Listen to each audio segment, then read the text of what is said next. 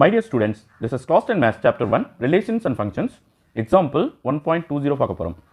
Represent the function f of x is equal to square root of 2x square minus 5x plus 3 ன்னு கொடுத்திருக்காங்க. Okay. So, f of x என்னன்னு பார்த்தீங்கன்னா square root of 2x square minus 5x plus 3 இல்லையா? So, இதை வந்து composition of two functionஆ எழுத சொல்லியிருக்காங்க. இரு சார்புகளின் சேர்ப்பாக குறிக்க அப்படின்னு சொல்லியிருக்காங்க. இங்க பார்த்தீங்கன்னா இன்னர் ஃபங்க்ஷன் அதாவது ரூட்டுக்குள்ளே இருக்கிற இந்த 2x square minus 5x plus 3 வந்து ஒரு ஃபங்க்ஷன் ஆகும். அடுத்து இந்த ஸ்கொயர் ரூட் இருக்கு இல்லையா, இதை வந்து ஒரு ஃபங்க்ஷனாகவும் நம்ம எடுத்துக்கலாம். அதாவது let f1 of x equal to root x அப்படின்னு எடுத்துக்கலாம்.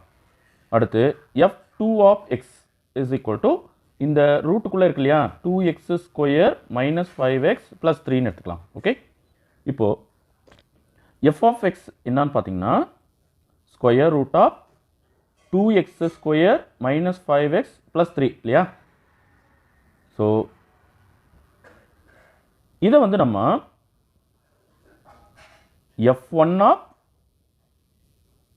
f2x அப்படின்னு எழுதலாம் இல்லையா. அதாவது ஃபங்க்ஷன் f1க்குள்ள எக்ஸுக்கு பதிலாக இந்த பாலினோமியல் எடுத்து போடும்போது நமக்கு f of x கிடைக்குது இல்லையா.